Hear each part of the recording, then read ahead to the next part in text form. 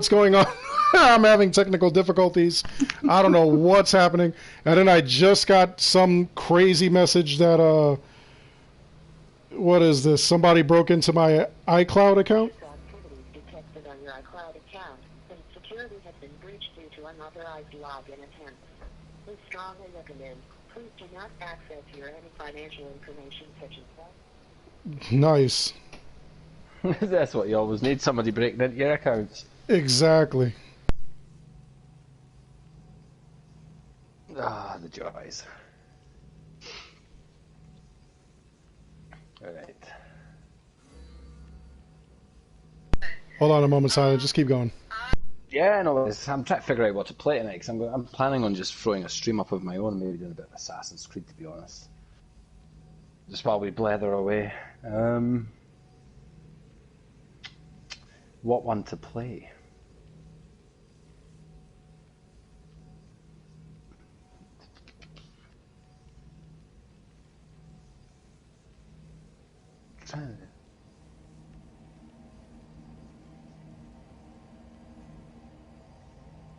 So, right, Assassin's Creed Valhalla.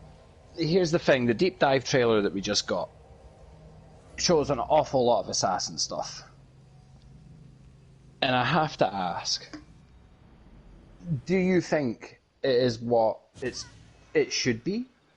Do you think it's going to be a tiny bit, because I raised this with you yourself earlier on, about how the Assassin's essential hideout within your homestead, your plot of land, you can actually play the whole game without building that, and without getting like your Order of the Ancients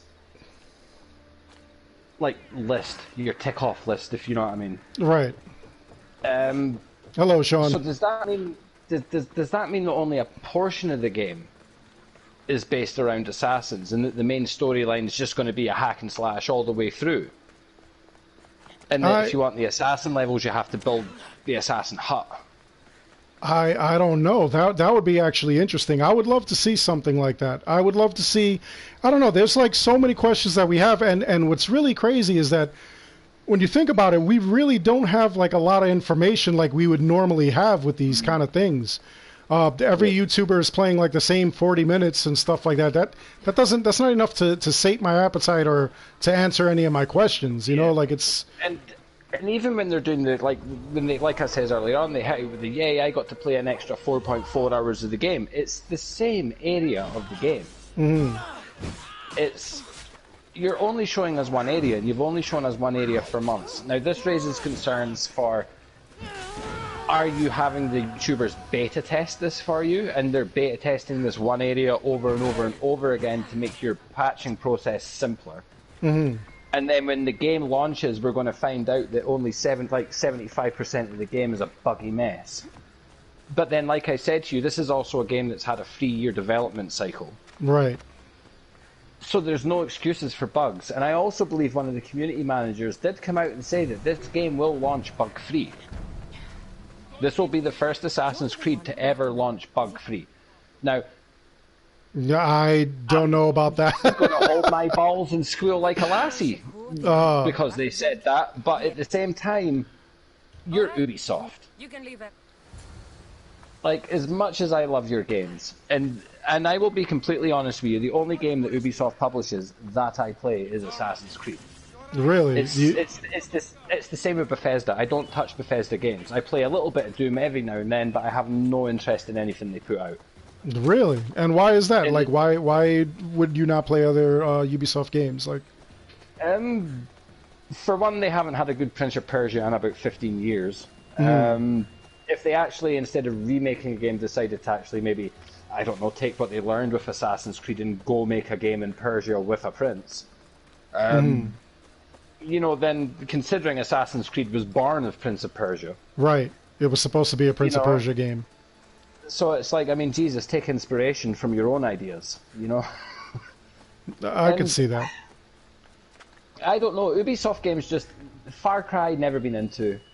I'm not into snowboarding down mountains. Tom Clancy, I don't care about. It's not my sort of game. I mean, when it comes to looter shooters, I'm a Destiny guy. Like, I love me a bit of Bungie gameplay. You're never going to get a better feel of a gun than a Bungie game. You know, hence the reason why even after all these years, 343 Industry can't make a good Halo. Because they ain't That's Bungie. true. You know, and I'm not just blowing smoke up Bungie's ass on that one, but I mean, their gun mechanics are better than Call of Duty. They're essentially the best in the business. And every time I pick up a new gun in Destiny, even if it's a shit gun with no perks and it does crap damage, for some reason that gun still manages to feel good. I wonder if they... Do you believe the nonsense that, like, some people are saying that the Halo Infinite demo was supposed to be bad on purpose? Because that's Yes, like an argument that I'm hearing. How the hell do you have pop-in in the most powerful console in the world? I mean, you're boasting more power than the PS5, even though Microsoft don't actually bloody well know what's in the PS5. They just go off of raw specs. They don't go off of performance. You know, the way I look at it is wait for that Digital Foundry video. Don't go on what Microsoft's going. Microsoft's going, we're the most powerful console in the world. Well, are you? Do you have access to the PS5 to physically test that out? Because I'm pretty damn sure you don't.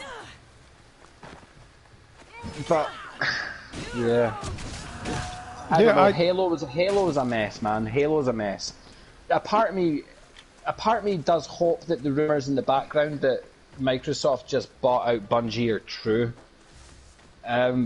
Because if it is, just get rid of 343 Industries already and give fucking Halo back to Bungie. And if you're not going to give Halo back to Bungie, get rid of 343 Industries and sell it back to Bungie.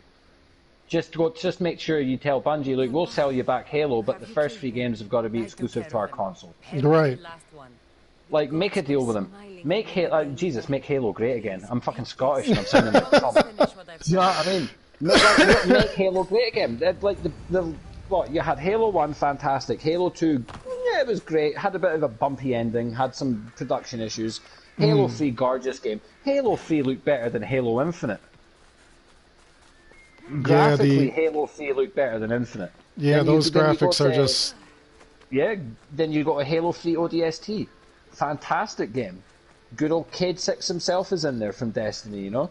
And then you move to Halo Reach, which wasn't the best Halo game, but my god, it was a looker of a game. And then we went to 343 Industries and we had Halo 4, which... Halo 4 was alright. Multiplayer was a bit meh. Halo 5 Guardians was just trash all round. I believe I never played the multiplayer. I believe they turned that around and it became a good game. But Halo Infinite was meant to be 343 Industries' Destiny. You know, it was meant to be a 10-year planned game, constantly updating the world. And you've got pop-in on the most expensive game ever made. You've got a $500 million budget. You've been working on it for 4 years with Xbox because they own you with the Xbox Series X technology. And 3 months before launch, you show a demo with pop-in. And characters that look like they were ripped right out of the original Xbox disc. Like, come on. That game, like, they must have known they would get shit for showing that. That's what I'm saying. That's just crazy. I really hope that's not the end game. I'm praying it's not. Especially after Sony comes out with Ratchet and Clank and Horizon Zero Dawn, Forbidden West, and shows all that off, and then they come out with that Halo. Like, are you joking me? Yeah, in the very same show, they spotlight Destiny 2 Beyond Light for a whole 10 minutes. That is unreal. You literally shot all over Halo and then What's gave happening, the guys? spotlight to Bungie to say, here's Destiny. What are you playing at? I don't know, but that's why I said there's a bunch of rumor that, like, it was purposely bad. And I don't see a reason why it would be purposely bad. I don't see why you would... After, what, 4 or 5 years of production? With the final Xbox Series X specs being finalized roughly, what, 2 years ago? They would have to have been finalized for everything to go into production and, like, have the final models, your prototypes, your dev kits. Like, if the console wasn't rushed, then why does the game look rushed? You've had 5 years and a $500 million budget. Yeah, I didn't get I it. I did was not like. like, this is nuts. I was like, Mm, this is nuts. I'm not sure I believe that, it was purposely done to look terrible.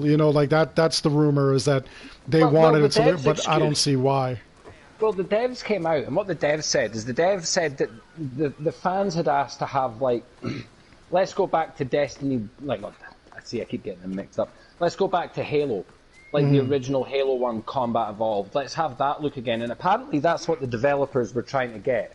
But when you come out with a game and go, the fan base wanted a game that looked like Halo One, the same art style and that, but ray tracing is going to be 9 months later. Like, what are you doing? Exactly. I don't get What that. are you doing? Why is ray tracing 9 months later on the launch of a next-gen console on a game you've been making for 5 years on a $500 million budget? But yet Sony can literally shit out a Spider-Man game and a Horizon game in 2 years. With ray tracing and all the trimmings and all the fat.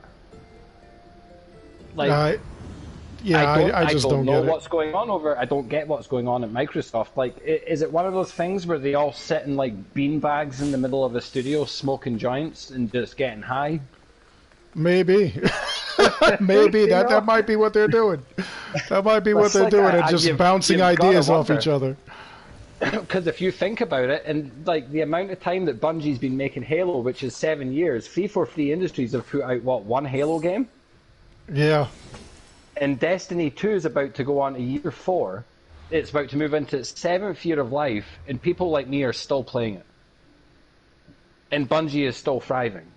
So how is it Bungie can do that, but 343 Industries get stuck on making a single game? Like, could you imagine a 343 Industries Halo game, but in that 7 years you've had 3 games? Which is essentially what Destiny's given us, 3 games, because this year's expansion should have been Destiny 3, but because of the split with Activision, it seems like things changed, so everything was repurposed. Right. So how is it Bungie can shit out 3 games in 7 years, but 343 Industries can spit out one game that was poorly received and then another game that was absolutely trashed I don't online? know, Like, but the thing is, like, do these game developing companies even need to like produce things like that? Like, if you think about it, Minecraft, Mojang, they how many games have they produced? They produced like two. Minecraft. Yeah, And Minecraft Minecraft and the Dungeons game. Yeah. And they're multi-platform, they're on everything. Yeah. So So like, I mean, what are they doing the whole time? They're just collecting checks. They're not even doing anything past. well, to be fair, they earned it though. Well, Microsoft didn't earn it. The guy that created it earned it. Right. From what I understand, he got screwed over big style by Microsoft. Like they want nothing to do with him. Yeah, I don't know. Microsoft Studios are really bizarre. Like they announced 2 years ago, we've bought 8 studios, and then next gen turns around and they go, "Yep, all of our next gen studios are a couple of years away," and it's like. By the time they release a game, you're going to have owned all these studios for about 5 years. Like, what are they working on? Like Yeah, an that was my interactive question. Like, how physical could 3D you have Are so many studios and not crank out anything? They're all working on putting together a real life Xbox holodeck for your house. That's what they're working on, man. That's what the secrecy is. They don't just want to give you a VR visor, they want to shoot you in the face for real. It's possible. It's Microsoft, man. Like, but I don't know. I'm torn by it all. Like, I see what Microsoft's plan is, and I respect it. I respect the Game Pass hustle. I have no fucking earthly idea how they're going to make money from Game Pass by sticking games on their day one that should be making £60 a copy. I mean, Sony came out and said we wouldn't dare stick Gears of War and Horizon Zero Dawn and that onto a Game Pass style structure on day one.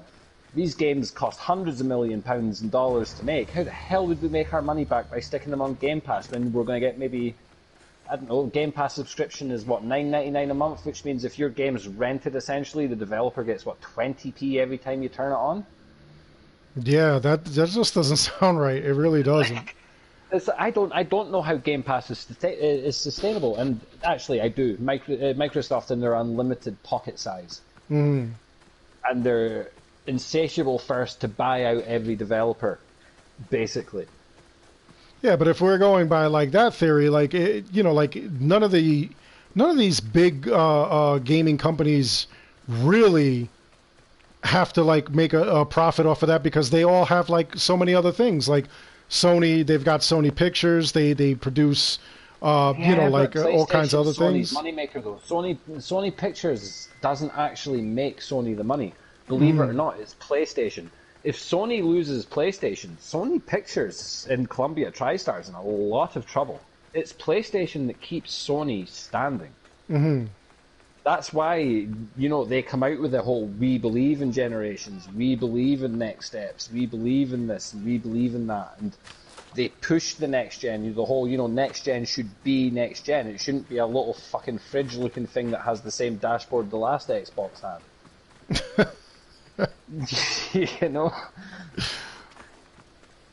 I am a bit salty with the Xbox. They could have tried harder when it came to their console and the dashboard. I mean, when you go from generation to generation, it's not just the games, it's the look and the feel of the console. And Sony nailed that with the gamepad, with the console, and from their UI.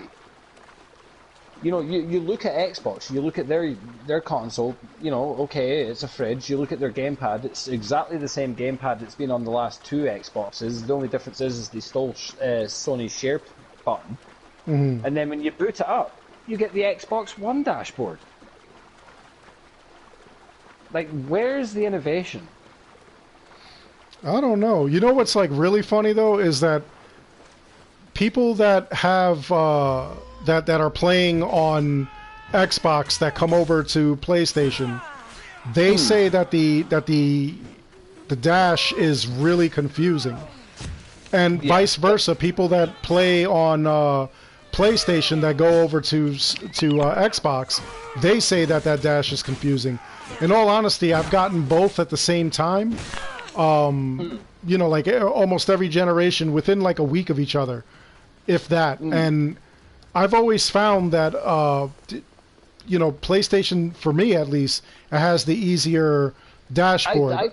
I find PS4 is dummy-proof when it comes to its dashboard. And you can hand that dashboard to a 5-year-old, and they'd figure it out real quick. Mm-hmm. You hand the Xbox One dashboard to a 5-year-old, and they're going to be so confused. There's so much going on, so many picture boxes, so many tabs. Yeah, it does seem kind of like cluttered and stuff like that. There are times where like I want to do something and I get confused as to like where I'm going or how I'm doing it. Yeah, and then the crazy thing is that when I switch systems, it's like really annoying because I'll be on one system and like I'll get used to like the Xbox and then I'll totally not remember like exactly how to like do it on the PlayStation. What's happening, Anubis? What's happening, Docility? It's just crazy. But next gen is going to be hilarious. Microsoft came out the gate, swinging and bang, we've got the most powerful console, and then at the end of it all, the statistics literally turn around and say that PlayStation scored 80% of next gen pre-orders. and like, it wasn't even a fake thing. It came from IGN. Right. Amazon UK confirmed it and said, yeah, we're going to be quite blunt with you, about 70% of all next gen pre-orders came for PlayStation. And to the point where we've had to take our pre-order list and tell a lot of people, look, you ain't getting on first order. We've had to split your pre-order list into 4 separate lists. That's crazy. So I mean, and this is why people can bitch, moan, complain, and whine that Miles Morales is coming to PS4, that Horizon Forbidden West is coming to PS4. But look at the world we live in right now. If you still don't have your PS5 in the middle of next year, and let's just remember, we're meant to get God of War next year as well. Yep. Although I don't believe it. PlayStation likes to delay their shit, so 2022 probably. But as it stands now, God of War next year. Mm-hmm. If you get to the middle of next year and you still don't have your PS5 because there's silicon shortages, there's factory work shortages, there's all these other things going on, do you really care that Sony decided to turn around and take 4 of their select games and just make sure they work on the PS4 for the next year? No, not at all. You know, and look, I genuinely don't, because I didn't even bother going through the hassle trying to pre-order a PS5 in Scotland. I live in the arse end of nowhere. It takes the delivery man a mountain trip, 4 foot of snow and 16 wolves to get to me. I mean, he ain't fucking delivering my PS5 in the winter. You're joking. That's what I'm saying. What's happening, James? I wouldn't deliver it to me, you know? No, not at all. That's crazy. You That's know, pretty wild. I'm happy to wait to next year for my console, but what gives me peace of mind is I'm not missing out by not having it. Right, you can still get all that stuff I on... can still play Horizon, and you know what? When I get my PS5, like I did with my Assassin's Creed Valhalla, I bought the Ultimate Edition, so I have my PS5 version ready. So even if I get my PS5 and I can't afford a game, I can load up Valhalla, stick my save on it, hit New Game Plus, and play through it next gen. That's true. They did say that several of the games that you buy on the last gen, that they're going to be doing that on the next gen. All Ubisoft games have free upgrades to next gen. It stated when I bought Valhalla Ultimate Edition, it told me it was the PS4 Pro version and the PS5 version that I had bought. That's pretty wild. Is Xbox doing the same? Is Microsoft doing the same with it? Xbox has their fancy word for it, which is, instead of just, you'll get a free upgrade, they go all out and call it smart delivery. Because does it know where my address is? Does it fly through my letterbox all by itself and into the disc tray and install it all by itself? Now that's smart delivery. There you go. It might. It might. You know, turning my Xbox on and it going, you gave us money, we have to give you this because Ubisoft said so. Isn't smart delivery. Didn't they do that with PS3 to PS4 and Xbox 360 to Xbox One? They did. I remember. I went from 360 to PS4, so I got I believe it was the Call of Duty Ghosts upgrade. So I bought it, and then if I had stayed with Xbox and moved to Xbox One, I would have been able to update it for a tenner, I believe was what it was at the time. But Ubisoft did the same thing. Like if you bought Black Flag on 360 or PS3, I'm pretty sure that was a free upgrade. I'm pretty sure Ubisoft did do free upgrades on their games for the beginning of this I think gen. they did too. Because I don't remember having to pay for Black Flag next gen when I moved to PS4. I remember just kind of getting it. Yeah. That's pretty wild. That's what they should be doing, especially since, like not a lot of people will be getting their next gen consoles because it was like a complete mess. Everywhere that you went was a complete mess for like any next gen pre-order. No, James is saying they didn't. Were they the same, James? Were they the £10 upgrade as well? Oh, he had to pay 2 copies of Black Flag. Really? I thought Black Flag did have the upgrade. I don't remember it. I'm sure it had an upgrade because I bought it and because with Call of Duty Ghosts, I remember paying the £10 so that I could get the upgrade because I got my PS4 first, and then about 6 months later I bought my Xbox One, and then when I went to the menus, I paid the £10 to download the copy of Ghosts Next Gen, but it gave me my season pass, my map packs for free because I owned them on the 360. I don't know. Sure I know some. Yeah, they did. It was £10. Yeah. I know. So some places they do. They kind of do stuff like that. Like I know when you get Doom Eternal, if you've got it on the Xbox. Are you in Kefalonia? I'm just cleaning up like little things here. I just saw you diving off, and I'm like, is that Kefalonia? Oh no, it's not Kefalonia. It's somewhere else. It's where am I? Hold on. Yeah, I'm on the Silver Islands. I never completed like all this stuff on this save, on like my 5th New Game Plus here. I know that like if you've got Doom on Xbox, and you purchase, or you have like a skin or something like that, you purchase a certain upgrade, it works on the PS4. It transfers. Yeah. Oh yeah, see, Muttley is saying you have to pay €10 to get the upgrades to play Black Flag. Yeah, I could have sworn it was a. Yeah, because I could have sworn I had to pay the. I couldn't. See, I thought the tenner was only Call of Duty. I swear I remember getting a Black Flag upgrade for free, but maybe I'm mistaken on that one. It's possible. I don't know. That was like so long ago. Could it have been a limited time thing? Like if you buy in the pre-order window, like you get like this exclusive code that allows you to upgrade for a tenner sort of thing. Oh, it's possible. I don't know. It might have been something like that. It might have been like a timed kind of thing. Like they're good for that. They're good for like all those timed things. Yeah, Ubisoft and a lot of these companies are good at getting their money. Yeah. It's like Assassin's Creed. It doesn't feel like Assassin's Creed anymore. But the minute Strider. Do you know the one thing I took away from the Valhalla videos I watched? See when you go to do a hidden blade kill. See that Ezio noise that goes. Oh yeah. Oh, it's back, man. Like, and see when you do an assassination, and have you seen it when you do an assassination now? If you hit the quick time event quickly enough, you get like a full animation of the blade going through the back of the guy's neck and stuff. Oh, that they needed to do. We needed that badly. They ripped that right out of the Assassin's Creed 1 trailer from back in the day when Assassin's Creed 1 looked like a PS2 game before it, like years before it came out on 360 and PS3. Like, I saw that and I just started dribbling.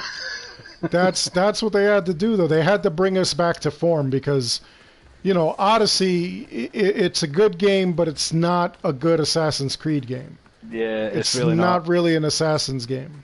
But yeah, when you do an assassination in Valhalla, mate, you get that infamous Ezio with the blade as you're going down just before you pierce him. That's what we needed. We definitely needed that. I'm interested to know like what the hidden ones are doing, how they, you know, maybe even we see how the hidden ones become. Well, no, wait a minute. Well, no, I want to see if Bayek's in this game. I'm intrigued. And, like, I wonder if you're going to get like little stories when you go to the Hidden Ones Bureau. If like he'll be explaining to Eivor the origins of the Order, because it gets to the point where if you look at Eivor's armor, she clearly has the assassin's insignia in her belt buckle, for her armor. Right. So she at some point clearly becomes a full-fledged assassin. Like, that's what I took away from that, is this isn't just a simple case of a Viking getting a hidden blade. This is a case of a Viking getting a hidden blade, and this is an Edward Kenway story. Well, as long as it's a lot better than Edward Kenway's story, because I don't think they even explained how Edward Kenway became an assassin. They didn't. Atabai essentially showed up when he was hanging in a cage and says, here's a blade, here's a costume, you know how to wear that, you know how to use this, I hear you're quite good at it, now let's get out of here. And a lot of people seem to think that was like an ordain in the Brotherhood, but done really quickly. Mm-hmm. As where I look at that as you're in the shit, I need help, here's a blade and here's your shit. Right. That's how I thought of it. I've always been baffled because, and maybe this is one of those reasons I should have read the books, but as far as I'm aware, Edward was never ordained into the Brotherhood. Yeah, I don't think so either.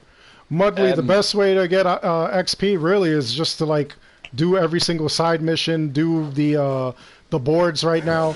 Right now we have no XP glitches and everything, which is kind of funny because every time I put a video up, even if it's like on another game, people are asking for like Assassin's Creed glitches, which I just find hilarious. Like I'm over here playing Doom and people are like, yo, are there any XP glitches for Assassin's Creed Odyssey? And I'm like, I'm playing Doom. Does that have to do with it? Well, I would have told you, Muttley, if you were looking for glitches, you should have come back about a year ago for the teabagging one. My God, that was hilarious. I spent about maybe 40 hours just teabagging the shit out of captains and stuff like that behind a fort just to get off. There was a guy, he sent me a video where he took an electric screwdriver, and he added some kind of like popsicle sticks to it or something like that. and he turned it on. He plugged it in, he turned it on, and he put it near his controller, and it was just slapping the controller. And it had such a rhythm that it just kept teabagging and everything. I was like, that is genius. See, I would remember doing it. I would remember doing it, and I'd be teabagging and teabagging and teabagging and teabagging, and then I would fuck it up. And then I would have to fast travel to the other side of the world and run about, maybe do a wee spat in the arena or something, then fast travel all the way back, sneak back in, knock him out, take him back outside round the side of the building, drop him on the ground, teabag him again for another 6 hours. Yeah, a lot of people, they were cracking up. Like, people were saying, like, in the videos that I'm doing, they're like, all I hear is you teabagging this guy. I hear your buttons being pushed, you know, like, that's what they were hearing. It was weird as well, because it was all down to just changing your thumbstick button, if I remember rightly. Yeah. Yeah, so I blew through like so many. It was the same as the other button, yeah, and then you would just teabag. Yeah. I totally blew through a controller that way. Like I demolished it. Demolished it. I can imagine with the ranks you've got, man. Jesus. Like, I can't look. Valhalla is going to be a very interesting experience for me, because I've gone from watching your videos to sitting talking shit with you. Yeah. So it's going to be a very interesting experience going through Valhalla with a knowledgeable person there who actually plays the game. I'm telling you, that's going to be like nuts. The fun part is that, like, you know, like every time I find something new, you know what I'm saying, you're going to be like one of the first people to like know about it before I even put it up, you know? Which is going to be wild. But like we should be doing it. We should be doing it in the Discord, though, I think. Yeah, probably. Like, see your super sensitive ones that you know Ubisoft are watching your videos for, and let's be real, even I'm aware over the years that they watch your videos, because you can be the first person to speak about something and then it is patched. Like 24 hours later, woof, gone. Yeah, not like, just that, but like a couple of my ideas, like I've actually had lawyers say, hey, listen, you know, like you have a case here, you know what I'm saying? Like, I like the whole Darius thing, where like I thought we were gonna play as Darius, and then all of a sudden Darius is in a DLC, and then the thing where Aya and Cassandra are related somehow. I was like, I wonder why Assassin's Creed's never experimented with that when it comes to their DLC. Instead of playing as the character you played in the main game, like, why not tell a different story with a different character? Maybe have the character you played as in the main game sort of interject that story at some point. Mm-hmm. But, like, I would have loved an Assassin's Creed 2 DLC where you followed the final 5 days of Ezio's father. That's what I'm saying. That would have been crazy. By the way, everybody, I just put up a link to our Discord. After the podcast is over, like, you guys are more than welcome to jump into Discord and, you know, continue talking crap with me and Silent. We just continue going. We just keep carrying on the conversation. So, again, you guys are more than welcome. That's the link right now. And, you know, stop in. Yeah, but you do have to talk for the conversation to continue. So don't just pop in and say hi, and then I say hi, and then nobody says anything. Yeah.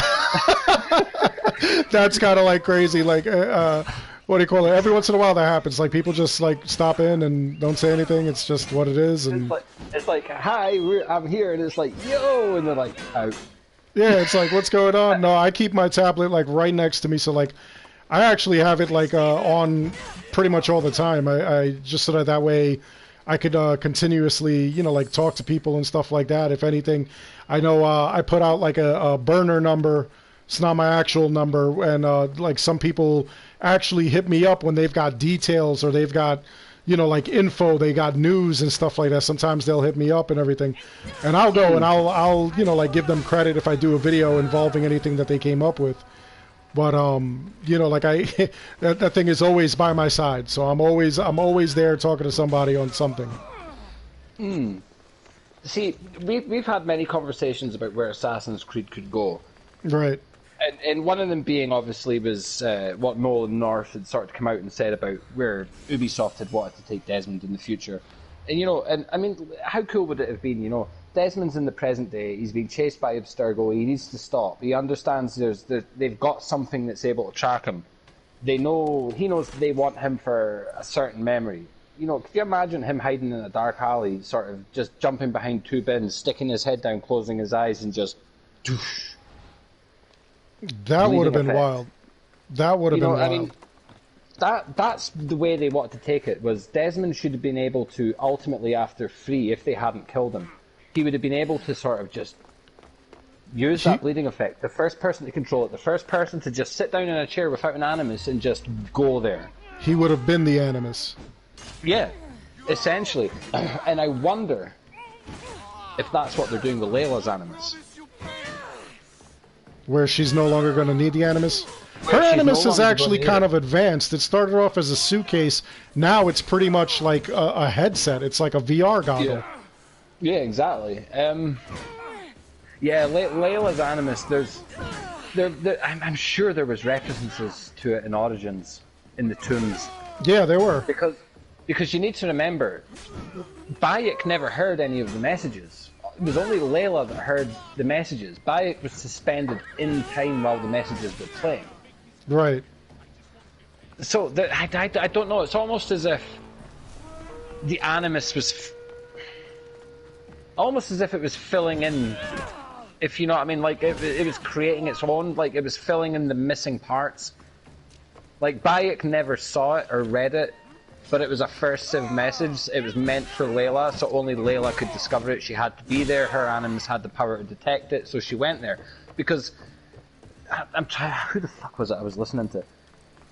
He brought up a really good point about how. Do you remember the tomb with the water in Origins, where Bayek goes under the water and you have that long 10-minute message, and you kind of ask yourself, how is Bayek still breathing? Right.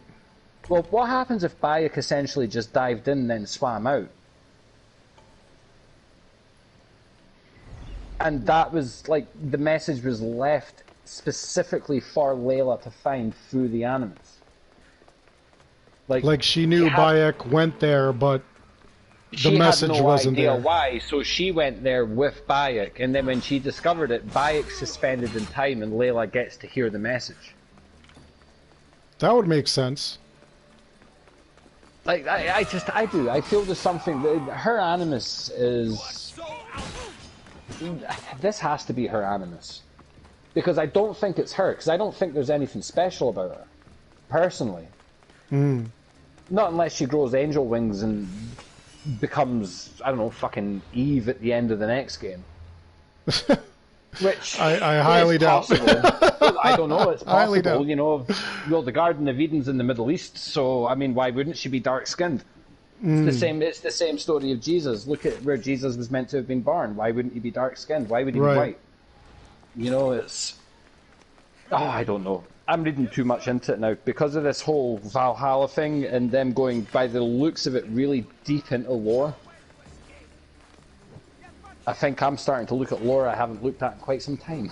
And I'm starting to wonder things now, and I'm hearing other people talking about these things now as well, and it's getting my mind going. My thing is, what I want to know, I'm very excited to find out, what are they going to do as far as events? I really hope they do god events where, like, we're actually fighting certain gods. I think we've already seen one, and I think we saw it in the deep dive trailer. There's a bit where just after they showcase the home of Odin, I forget the name of the place, you have this big shadow silhouette of what looks to be a fucking 300-foot wolf. Sort of in darkness with bright red eyes, sort of just peering over this cliff edge, like going right into Avar's face.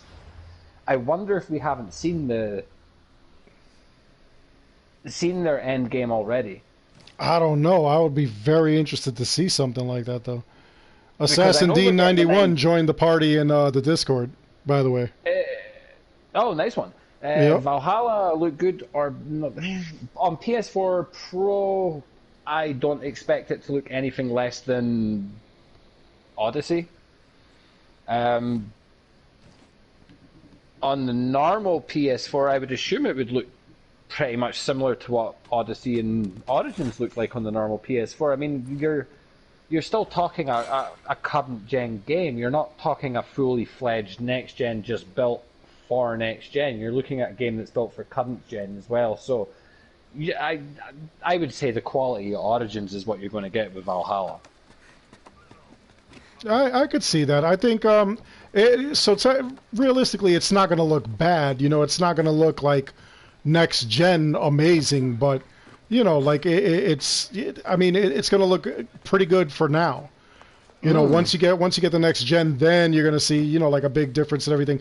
But I don't think it's going to bother anyone, you know, like if they've got it on the PS4 and stuff like that. I mean, in all honesty, they're making it for the PS4 as well, just because, you know, a lot of people couldn't get their pre-orders. So, you know, they obviously want to make that money, and they obviously want the fans to like come back for more. So, you know, that's why they left it there. That's why they're doing it that way. Well, what you also have to look at as well when you're talking about the quality between both consoles is you need to remember what Black Flag looked like on the Xbox 360 and the PS3 compared to the PS4 and the Xbox One versions. The only real difference was just a jump in resolution and a more stable frame rate. Right. You know, there wasn't massive graphical differences. Right. There really wasn't. There really wasn't. It really was just screen resolution and just a slightly better frame rate. I mean, graphically, I think it was still. I mean, they had maybe slightly better shadow mapping, and maybe that was about it. But you could play those two games side by side, and you'd be hard pressed to call out graphics, but you would definitely see a frame rate and a resolution difference, I would think. Yeah, I would think the same thing. Yeah, I think everybody's hyped for Valhalla. A lot of us can't wait for it. I can't wait to play it. I can't wait to see the story. I can't wait to have a hidden blade again. I can't wait to see the glitches. I know there's going to be glitches. I mean, Ubisoft, they say that there's going to be no glitches. There's going to be glitches. It's Ubisoft. And I cannot wait for all the people that think that lassie in the trailer is Cassandra. You're dead wrong. I guarantee you it's one of her daughters. You need to remember, Cassandra lived to present day. Doesn't stop her from having kids all the way through time. Right. So I'm just putting that out there. That lassie looks like Cassandra. It's not. Doesn't mean it's not her kid, though. I do think it'll look worse on the Series S than it will on the Xbox X. So the Series S, I believe, is running it at 1080p 60? 1080p 30, sorry. I believe, because the best way to put it is Destiny 2 Beyond Light will run on Series X and PS5 at 4K 60 with field of view sliders and all the bells and whistles. But Destiny 2 on the Xbox Series S will only run at 1080p 60 frames a second. So the Series S is a lot less. Is really, I don't even. At this point, I am convinced it's not even as powerful as a PS4 Pro. What's really funny to me, a good friend of mine works retail, and she told me that they're getting a bunch of orders for the Xbox One. And it's because people are confused with the names, and the Xbox One X and the Series X. We had the same problem in the UK where the day the Series X pre-orders went live, the Xbox One X spiked by 500% in sales. Yeah, that's what she was saying. She was like, and you know, like she's really trying to explain it to people. She's really trying to explain this is not what you want. You're looking for this, and people are like, no, this is what I want because it's the Series S or whatever. She's like, no, but that's not what it is. You know, like people don't want to listen. It's like, listen, like I understand Xbox, Xbox One, Xbox 2, Xbox 3, Xbox 4 doesn't sound as exciting as PlayStation 1, PlayStation 2, PlayStation 3. Right.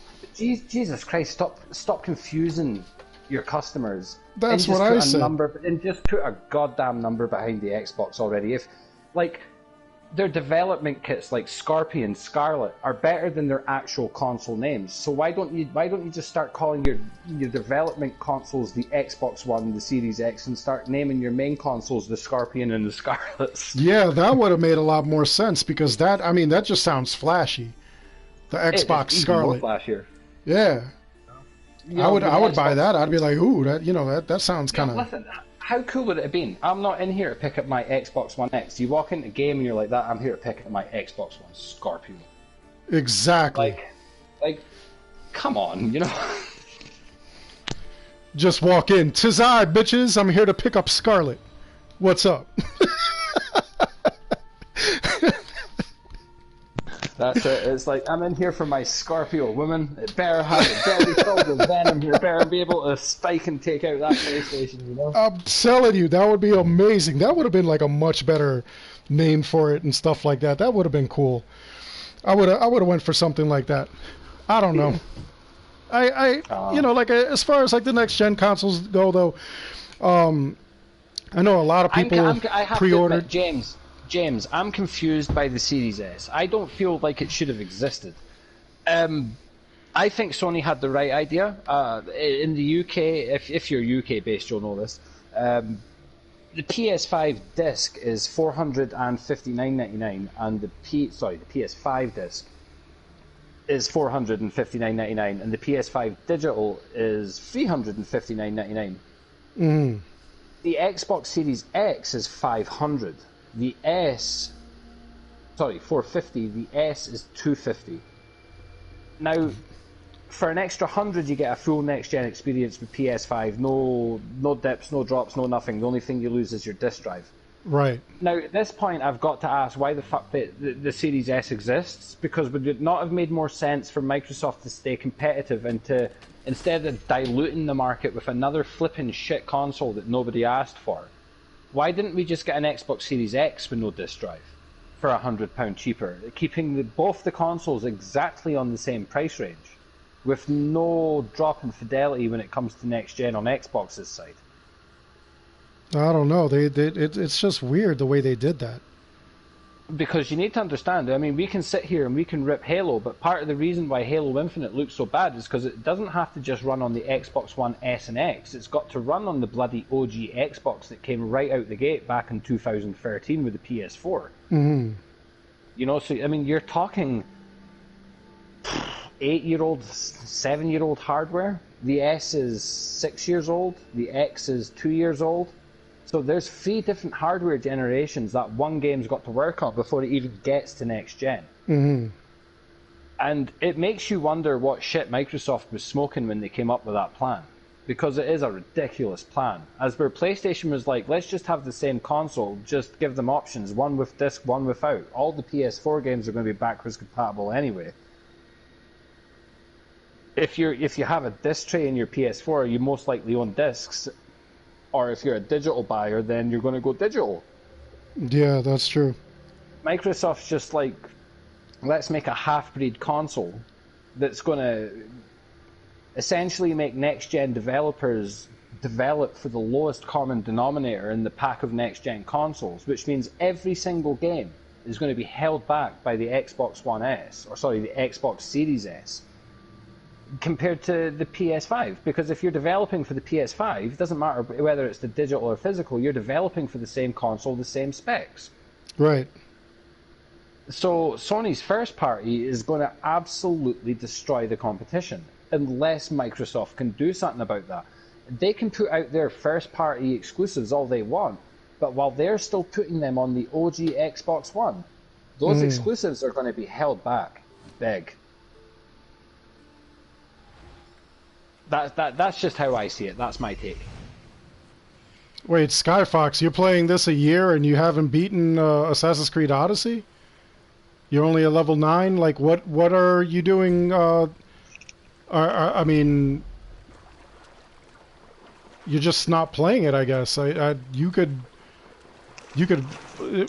get through this game, like, really, you just have to put time into it.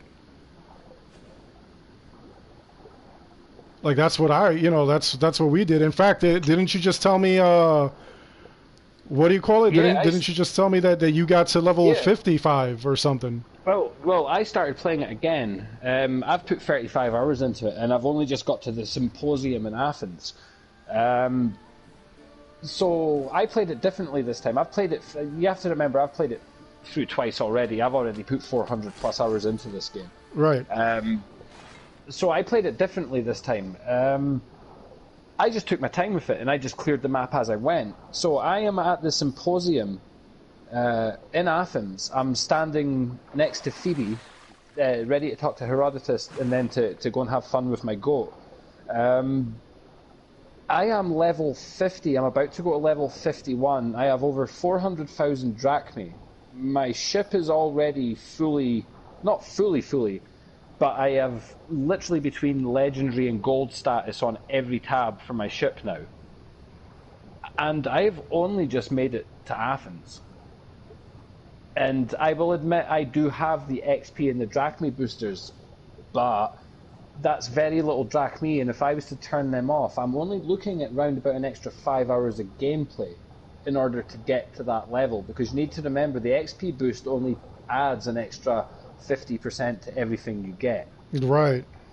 So I still would have another 5 or 6 hours, but even to put that to 36 hours, if I was just doing the bounties off the bounty board like I was doing over the first 20 hours of the game, I would be level 60 and just getting to Athens, but I deliberately stopped doing the bounty board stuff because it was progressing me far too quickly. At least that's how I felt. I felt doing the bounty board stuff, I was just getting a ridiculous amount of XP and I was getting a ridiculous amount of drachmae. Yeah, So a lot of people sleep on the bounty boards. They don't do the bounty boards. Like, they feel like it's too boring or it's too much to like run around and do all kinds of like stuff like that. It's kind of like excessive. Well, for me, I clear a region, but before I clear a region, like before I even start in the region, I clear the bounty board. I clear those bounties along with clearing the region. But then before I leave that region, I go back to the bounty board, and then I just quickly do one more sweep. Mm-hmm. And that's how I've always done it. But this is why I was asking yourself about when they last patched it. Because when I played vanilla when it came out, I was only like level 19, 20 by the time I got to Xenia. That's crazy.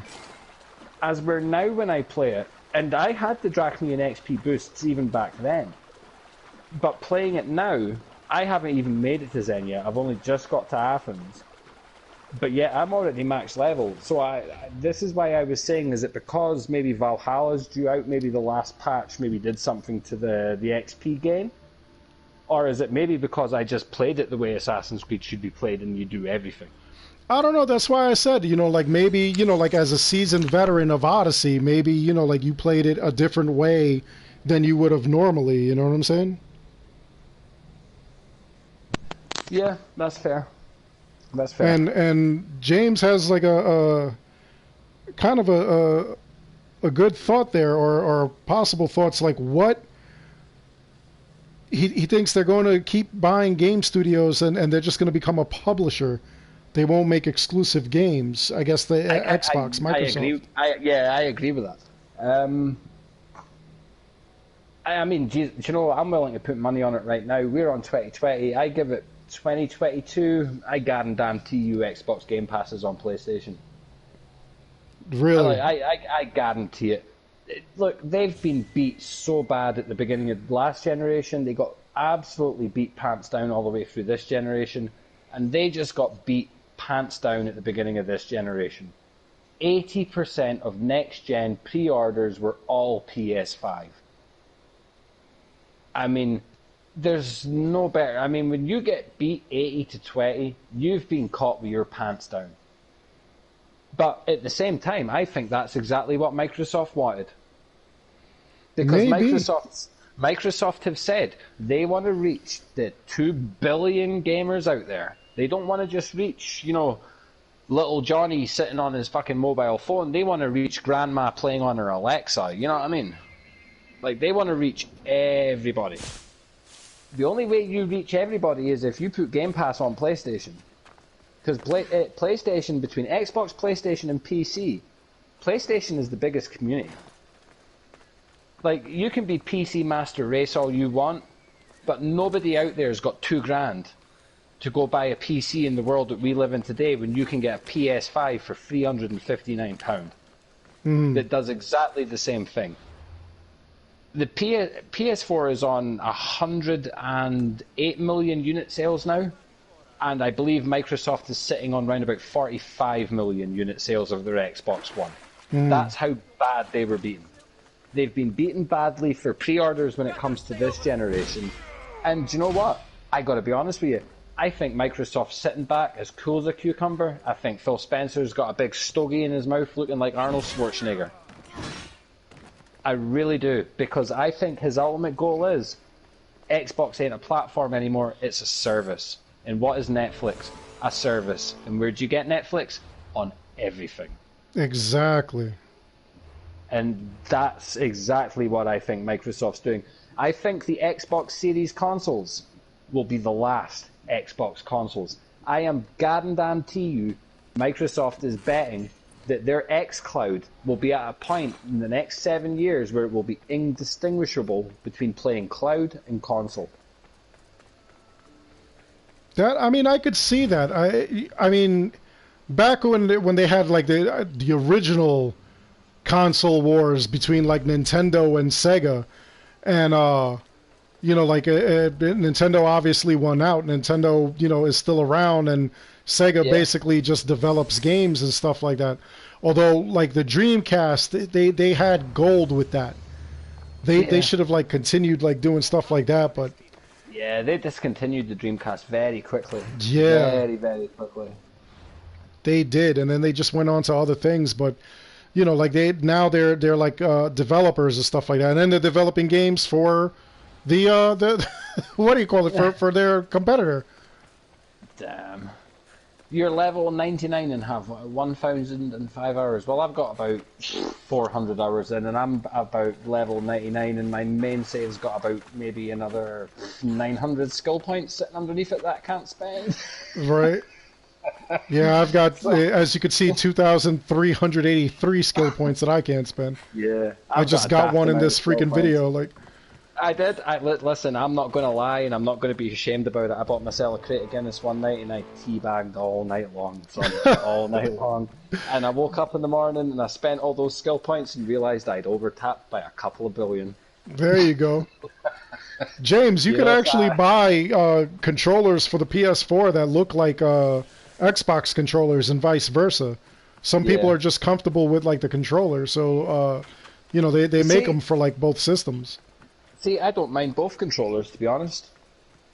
I can happily play on an Xbox controller, and I can happily play on a PlayStation controller. The thumbstick positions just don't bother me.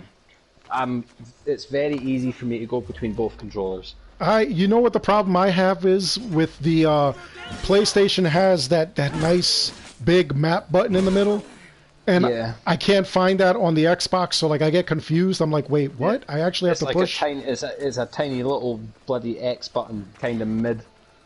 Yeah, and I'm just like, wait, what? What am I doing? Why am I pushing this? Yeah. I don't know. I kind of feel. You know what is like really funny now that I just jumped in this game? It's just hilarious how when I'm playing other Assassin's Creed games, I tend to jump, and I forget you can't jump. Like, you really can't do that. In other Assassin's Creed games, you can't get to level 20 and become a demigod. Exactly. You know what I mean? You literally cannot jump off the biggest mountain in the world and land on your feet in Assassin's Creed 2. Now, if Ezio could do that, I'm not going to say I wouldn't enjoy jumping off of buildings, but, listen, this game's cool for jumping off the stuff, but this should have been a perk for Origins. But Origins did it better. They didn't have you jump off of shit, they had you slide down the pyramids. Yes, that was awesome. What is cooler than sliding down the Great Pyramids in Giza? And just in glorious 4K HDR, you know? I even love when he sees the Great Sphinx and he's like, I thought it would be bigger.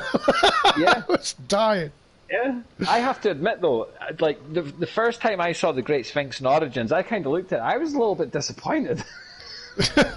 Like, I'm not gonna lie, it was like this little painted face, and I'm sitting there going like, no way, it's that small. No way. And I'm looking at every other picture I've seen of the Sphinx, and it looks like a towering fucking building. Do you know what I mean? Right. And there's Bayek standing next to him, and it looks like a fucking double-decker bus. Yeah, exactly. It's like, and it's got a little hole in his ass so you can go down into the cave. Yep. Like, that's even worse. You literally had to go through the Sphinx's ass to get down for that Yeah, ECU armor. that actually, I did that in a video. I said you got to go through the Sphinx's sphincter in order to get to... What a design decision, eh? What a design decision. But yeah, this is the only thing that worries me with Assassin's Creed going forward, is this whole thing with Israf Ismail. Like, I fully respect Derby McDevitt as a writer, and where he's been on it a lot. He seems to fully understand it, but this guy seemed to be the guy that was able to take that vision and put it into game. Mm-hmm. And out of all the Assassin's Creed games we've had over since Black Flag, to be real, his games have been the ones that have hit as the popular ones. Right. You know? And this is very much a concern for me going forward. Like, I understand why they got rid of him. Okay, he cheated on his wife because that's company business. And I understand that, okay, he tried to hit on some fans and stuff.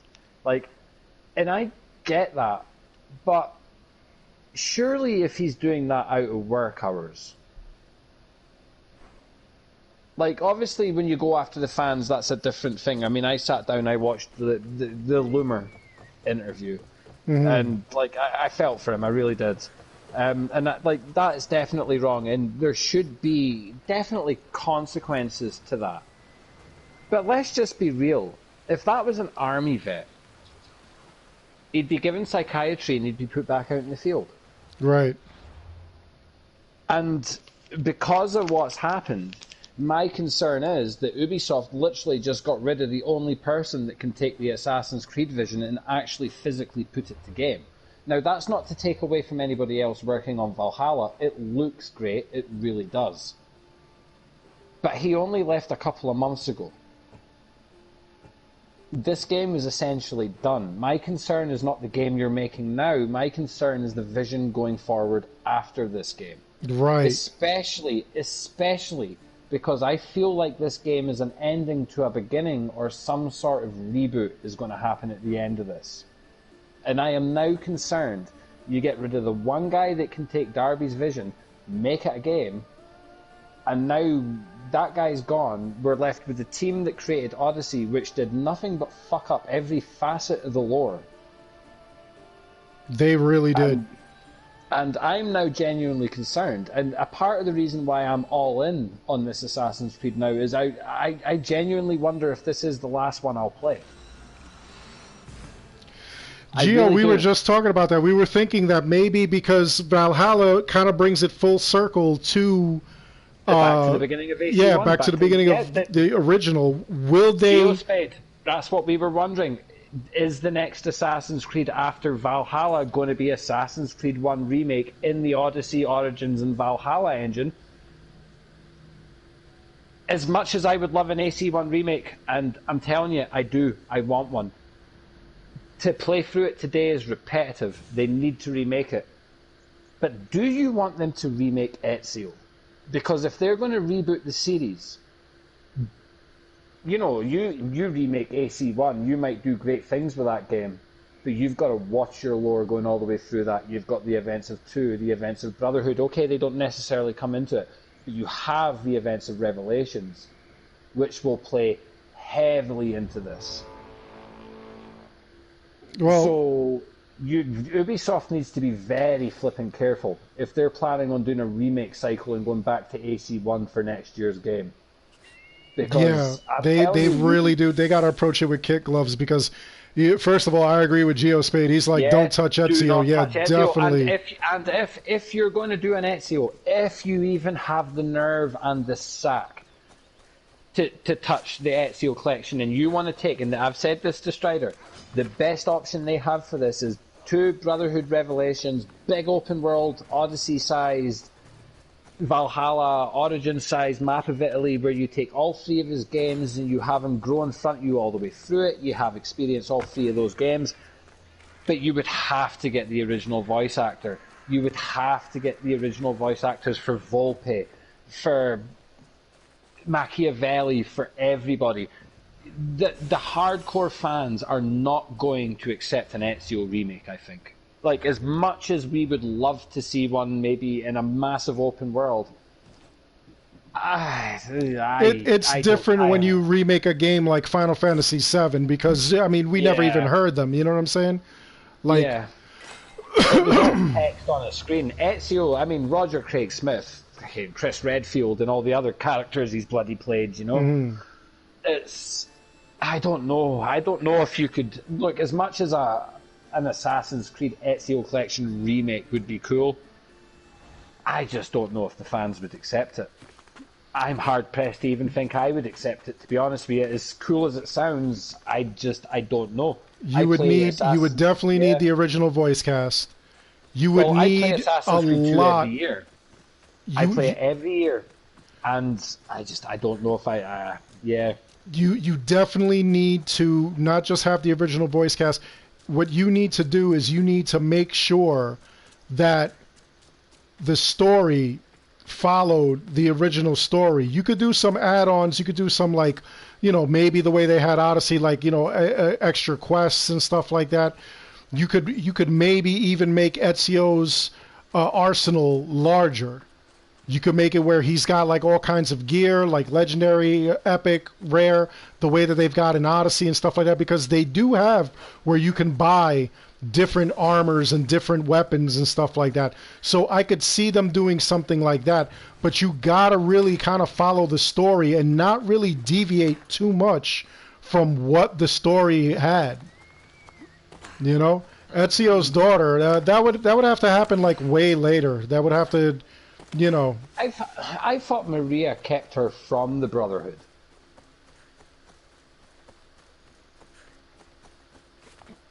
Maybe. I thought it was a future line. I could be wrong. Maybe I'm talking utter crap. Like I said, I'd have to go back over my lore, but I'm pretty sure Maria kept Ezio's daughter from the Brotherhood.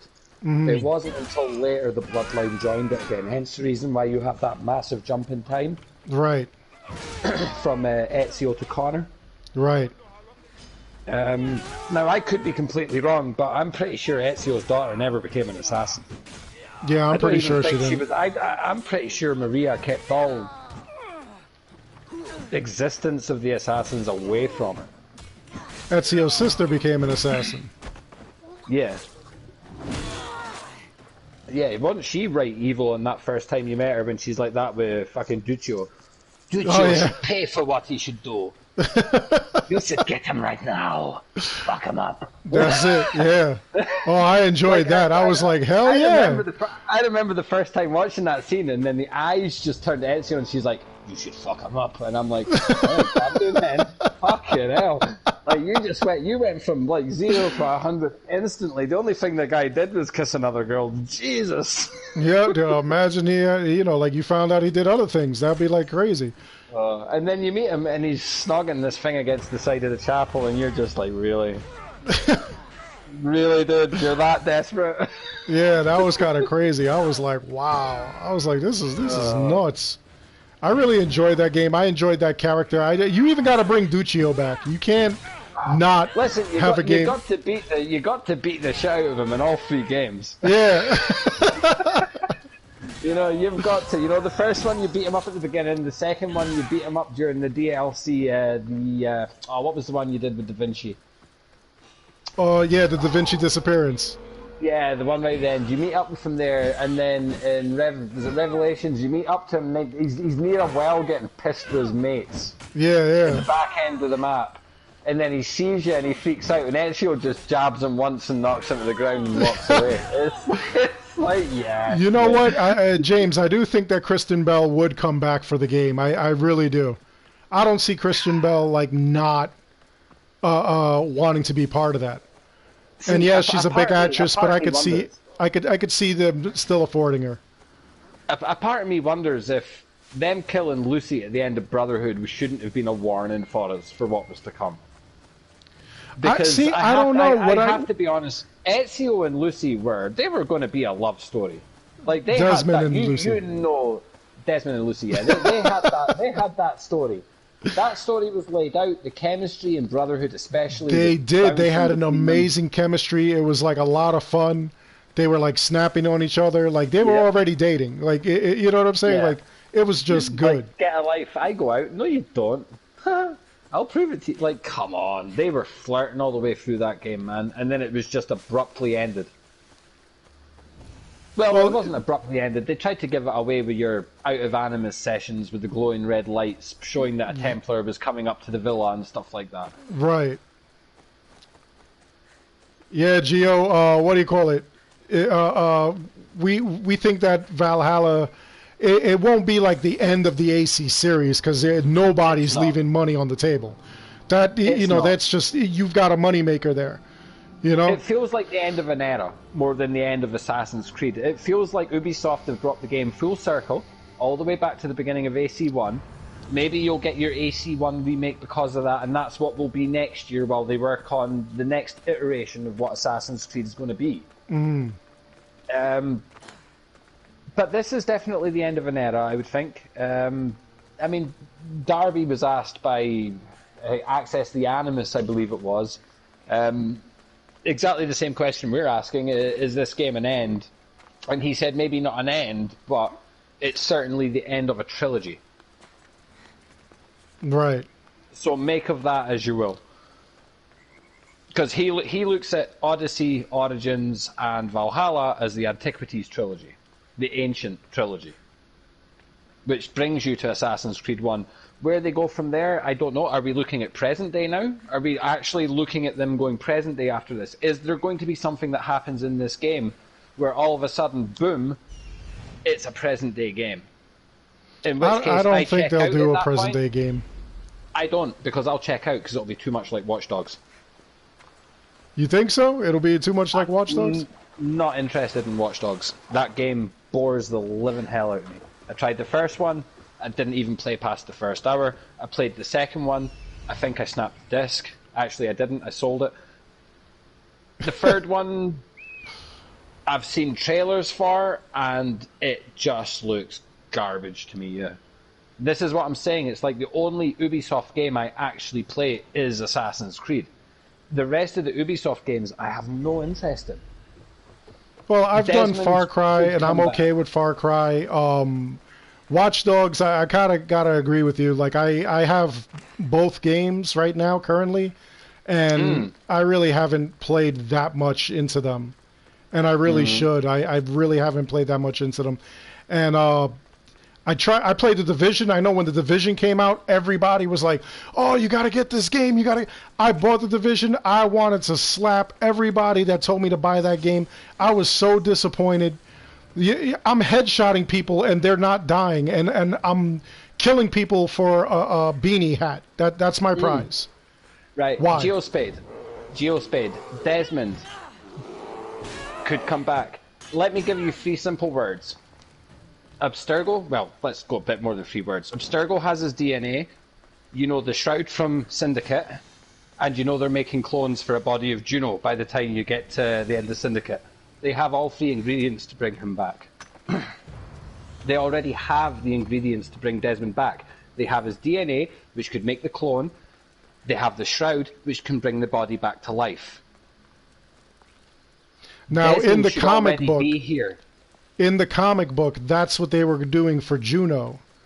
Juno was having a body reconstructed. Her mind was going to go in there, and they had the Shroud.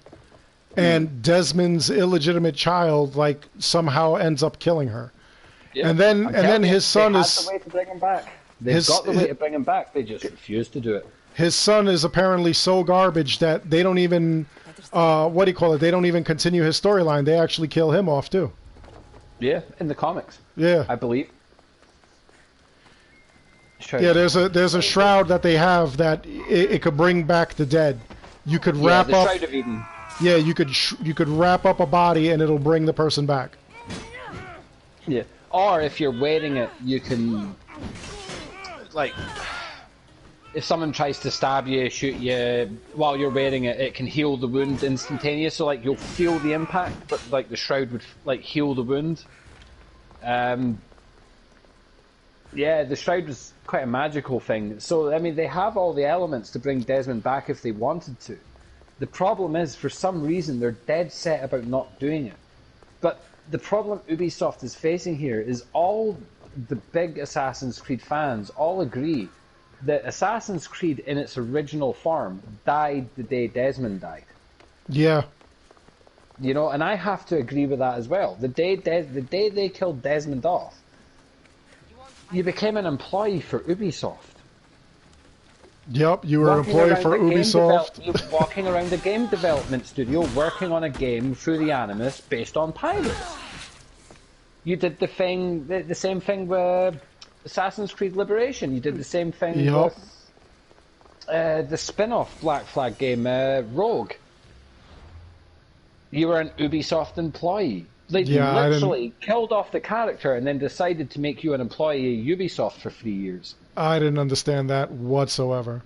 And yeah, James, I actually proved that Watch Dogs, Far Cry, and Assassin's Creed are all in the same universe. You actually... The new Watch Dogs apparently has assassins in it, from what I'm hearing. There's a mission with assassins in the new Watch Dogs, yeah. Because you remember the original Watch Dogs where you killed the French guy from Black Flag. Yeah, the boss, the CEO. He was on a business trip. Well, they've done a similar sort of tie-in with the new Watch Dogs, but it's looking like it's going to be fully fledged assassins that are going to show up here on an assassin hit while you're on a mission. That's pretty wild. In Far Cry, this is why I'm saying I'm wondering if we're going present day after this one. I don't think we would go present day. I don't think that they benefit from going present day. Maybe having a little more present day involved, possibly, but I don't see them actually doing, like kind of like Assassin's Creed 3, where like you had missions where you were in the present day and you went to like, kill the doctor, and you went to like, find the apple and stuff like that. I could see them doing stuff like that. No, I can't see a full-fledged present-day game. Here's a great idea for you. Assassin's Creed 2077. And they go back to 2020? They go back to the plague? No, think about it.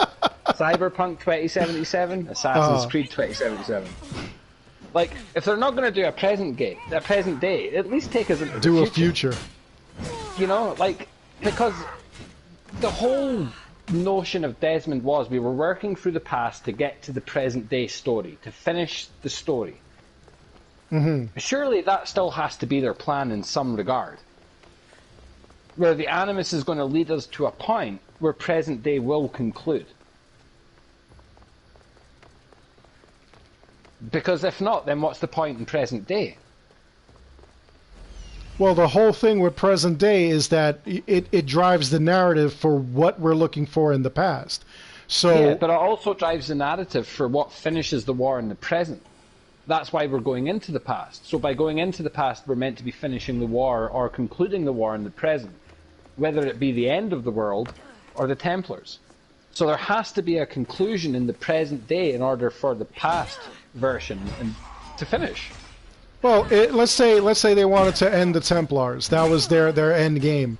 Then what? How would they make an Assassin's Creed game going forward? Well, you wouldn't. Every story's got to end. Eventually, people run out of ideas. You've got to end a franchise on a high note. Mm. And I kind of think that's what Assassin's Creed number 3 was end it on a high note, but yet they were like, yeah, this game's making too much money, we need to keep going. And that's where the whole, well, fuck it, make them employees of Ubisoft came in. And like, I genuinely think that's what was happening. I think by the time the development team got to number 3, I think they were actually creatively bankrupt. It took an entirely new team to come in, but the new team that came in didn't quite understand the vision of what was Assassin's Creed before that. Mm-hmm. Yeah, Vidic could come back too with the Shroud if they decided to. But like, would we have like a series where we're bringing back good guys and bad guys and stuff like that? I don't think they're ever going to do it. I think it was a cool idea when they had the original idea for Desmond to be able to bounce in and out in present day. Right. But if they were going to use the Shroud, they would have used it by now. I mean, I've got the Syndicate end cutscene playing in my head at the moment. I'm trying to remember it. Rebecca gets shot. Sean jumps in front of her. That guy goes. So the Templars got away with it, didn't they? Yeah, kind If of. I remember rightly, the Templars they managed to grab it and get out, didn't they? Yeah. Yeah, because I'm trying to run, like, it's been years since I've played it, but I'm trying to run it back in my head at the And then moment. And that's why they I came up with remember, the that's why they yeah, came because up with the whole deal of his kid being around and yeah. So that would be why Desmond has never been resurrected, because Sean and Rebecca and the other assassin that were down there under Buckingham Palace failed at their mission. Sean was more interested in the fact that Rebecca had got shot, if I remember rightly, so he just kind of dropped everything and went straight to her. Mhm. And the other was it the other one of the others, or was it the other assassin? I don't know. I remember a third lassie jumping about in this scenario. I gotta replay it. Yeah, I remember there was Rebecca, there was Sean, but there was somebody with him. She had like a white hoodie. Yeah, I definitely gotta replay it. And I can't remember if it was her, it was Rebecca, but I'm pretty sure the Templars got away with the Shroud, which would explain the reason why Desmond was never ever resurrected, because the Shroud is in Templar hands. In order for that to happen, obviously the Assassins would have to have the Shroud, but plus they would also have to have the labs that the Templars did that were creating the body for Juno, and then they would have to have the physical DNA, which I'm sure that, like, William would have some sort of DNA lying about that belonged to Desmond if he didn't take it from him during number 3, just in case. Yeah, I never understood that either. Like, why they just left his body at the end. Like, Yeah, they just walked away from it. Like, Yeah. take it with you, man. You're literally handing everything over to Abstergo at that point. Like, here's everything we've learned. yeah, I thought that was weird. And then obviously that's how they found Edward Kenway. Right. You know? Yeah. They explored through his DNA and they did stuff like that. It was kind of weird. It's kind of, I don't know, going forward, like, I would like to see Valhalla doing like a couple of different things. I don't want them doing the same thing that, like, we've seen before, same hat and stuff like that. Yeah. Where'd you stand on the mythical side of things? Like, I know with Origins it was good, it fitted in, you know, it was animus glitches and stuff like that. It was what it was. With Odyssey, obviously, it wasn't animus glitches. It was actual mythical creatures that were still roaming the land at the time. Where do you think Valhalla is going to go in? Do you think these are going to be these drug-induced things from the hut, where you're going to have to go to this witch doctor that you have in your village in order to access that sort of stuff to get to Valhalla and, you know, Jotunheim and everywhere else where it's meant to be going in this game? Do you think it's all going to be drug-induced, or do you think it's going to be like a far-left thing where it's going to come out of nowhere? I don't know. I do think it's going to be like kind of like events, first of all. Kind of like the way Origins did it, where Origins, like, you're fighting the gods, it was an event. Now, the thing is that where they messed up with Origins was not that they created the gods and the gods were errors. What was happening was, at that time, that was supposed to be Juno. The gods were supposed to be Juno. Well, Juno was ruins, invading the ruins. Animus. The ruins were still littered all over Greece during Odyssey, so you were at a point where, like today where we live, we can go and visit Roman ruins. You know, in Odyssey, you were at a point where if you lived during Greece at that point, you could go and visit the ancient Civ ruins because they still existed on the surface. Right. You know, so technically the best way to put it is she'd be closer to the moon landing than we would be. Yeah. You know, is the best way to put it, I suppose. Is, you know, she's from a time where, yes, they're gone, but their ruins still litter, just as, you know, we live today and the Romans are gone, but you can still go visit Roman forts, etc., etc. Right. I really see it as, first of all, it's going to be some kind of event. Second of all, I think, you know, like, I don't know what they would do. I don't know if we're going to battle, like, mythical creatures, or if we're just going to, like, go do, like, Viking stuff. I see that. I don't know. That's why I would love to see more notes on the game. And, you know, it just, again, every YouTuber who's doing this, they've got the same footage of the same area, and they're doing the same thing. So we're really not learning anything new. So, a lot of people, when they're asking me how come I'm not doing, because like when Odyssey was coming out, I was cranking out, videos beforehand, like left and right. I was talking about, like what we might see in Odyssey, what I would like to see in Odyssey. I was hearing like from fans, like what they would like to see from Odyssey. And I was cranking out crazy videos like that, my fears, things like that. But the thing is that we're at a point right now where, and I guess it's with the pandemic that like we're unable to like really get as much information as possible, because everything is working from home. Everything is getting pushed back. You really didn't know if you were even going to have this game come out. Geospade there makes an interesting point. He says the old Hidden One posts in Valhalla are interesting. They really are. There's a video online, I can't remember what streamer put it up, but he actually goes through one of the outposts, and the amount of lore scrolls for the assassins in these places, bud.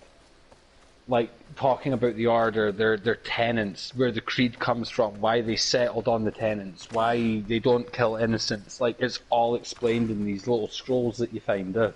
Mm-hmm.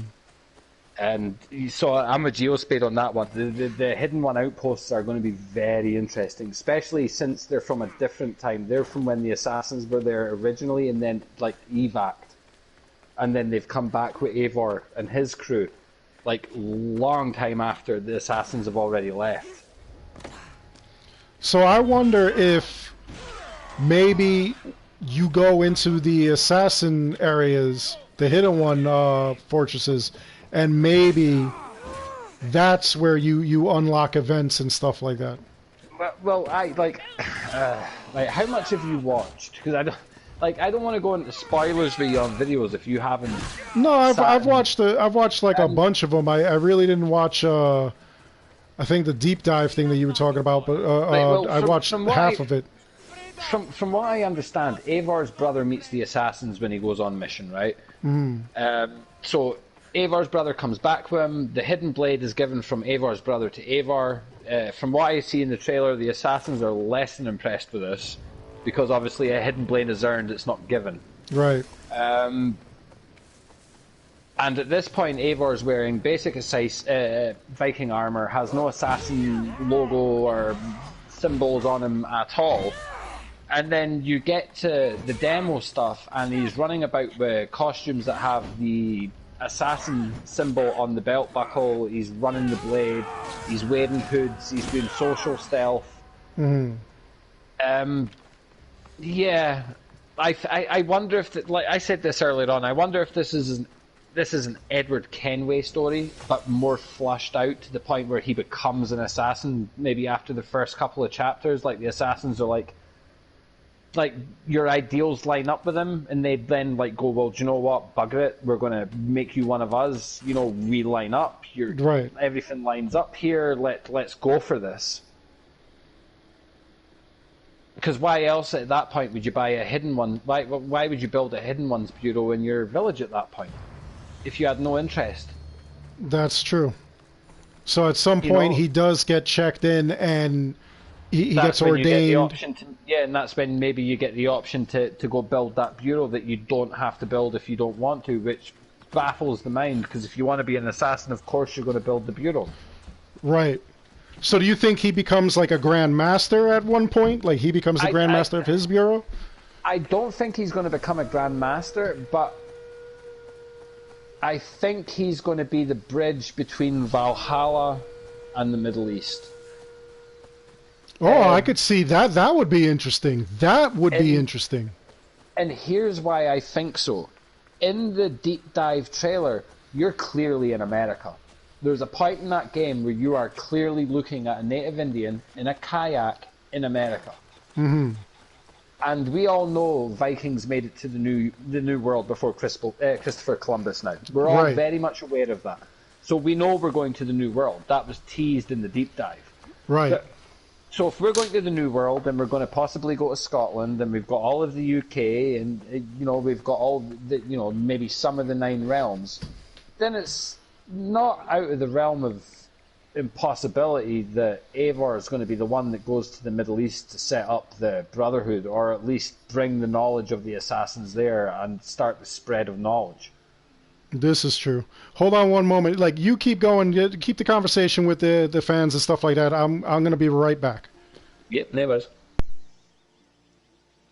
But what's your most exciting? What are you excited for? I mean, what out of everything you've seen from Valhalla at the moment? You know, the trailers, the deep dives. What's the one thing that you are looking forward to? I mean, for me, it's going back to the old school. You know, having the sound effects. You know, the ching of the blade. Having the assassins there. Hell, having the hidden ones there. This is the first game we've had since Origins where the hidden ones will be explored again. Will Bayek be in the game? You know, will we have a flashback with the assassins talking about Bayek? Yeah. How do you feel about the combat, Spade? For me, until I play it, I can't say. The combat seems janky. Yeah, the old school assassin stuff, definitely. Especially in the assassin bureaus, when you walk in there and it's that old school Assassin's Creed logo that's hanging on that black flag at the back, which is clearly a reference.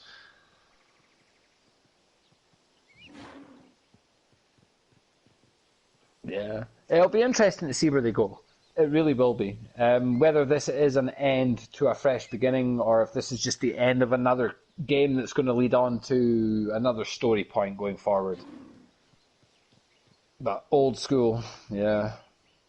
It would be nice to go back to old school. I do miss a linear Assassin's Creed game. You know, the way Brotherhood was, where you just had a big city, bunch of tasks, memory blocks, and just went about it. Instead of having to spend 100 hours roaming different islands and whatnot. You think, you look at the combat in Valhalla, you have to agree with me though, it looks a lot slower than what we had in Odyssey. I mean, Odyssey's combat is very quick.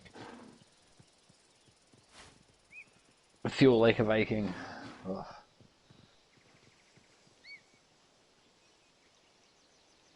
Well, I suppose it does. I mean, you're using the weaponry of the time, aren't you?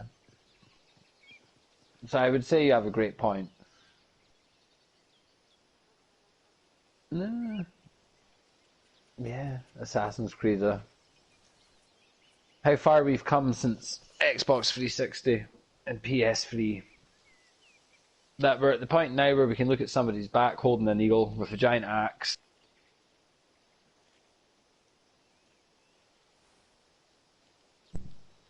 You just gotta love it.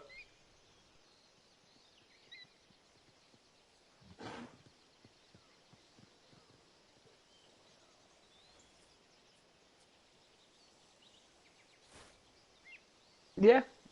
I will say, Origins though, well, not Origins, but Odyssey did have its blood. Let's be fair. Oh, I need to find a gamepad charge cable. Yeah, it is gruesome. I have to say that is quite intriguing. Just the way you can lob a head off like that.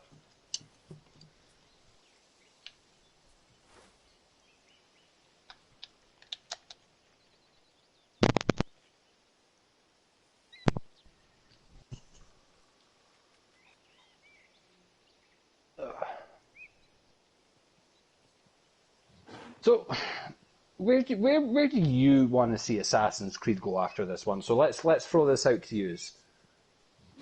You've had Origins, you've had Odyssey, we're getting Valhalla. You know the roots of Assassin's Creed, you know where it's all come, or you know where it's come from, where it's going. What's your next ideal Assassin's Creed? Is it a reboot? Would you reboot the franchise, go back to the beginning, or would you try carry the story forward? What would you do?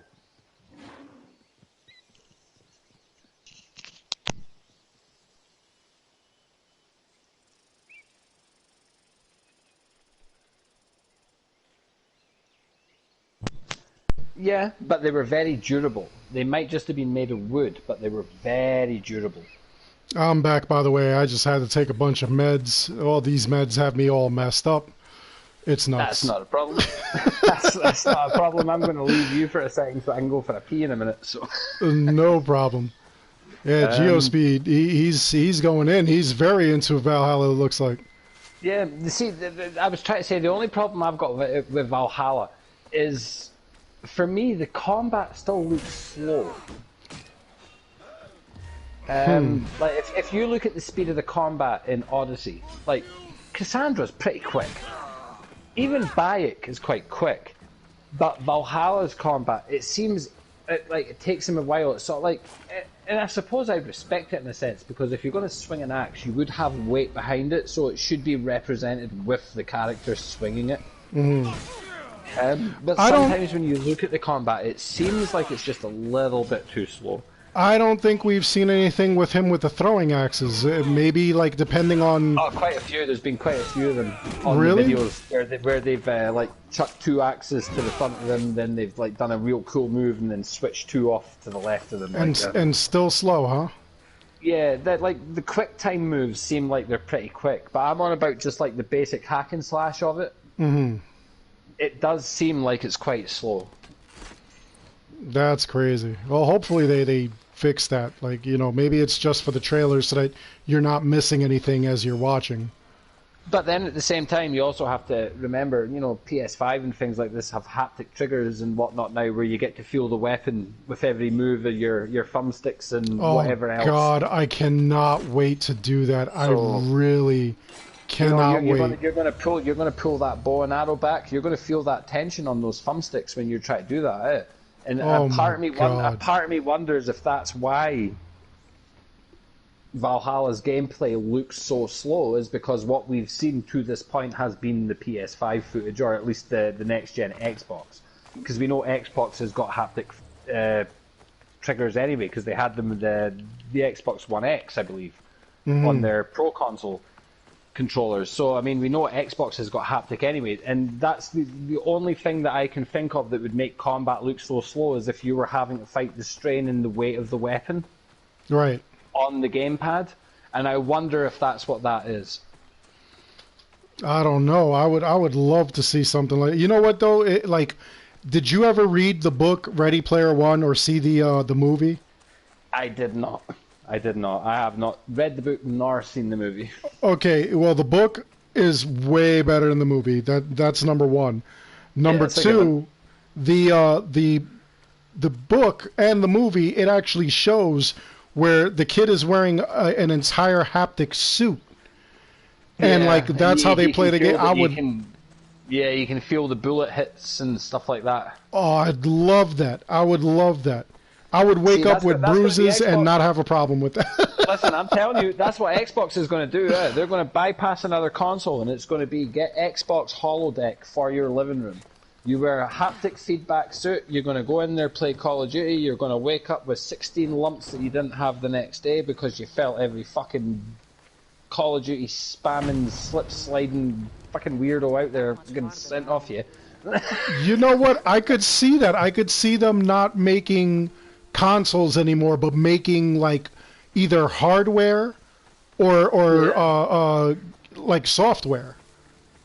I mean, think about it, man. Technology is getting to that point where you've got things like Google Glass. All you need is, like, do you remember the original Xbox 360 Kinect?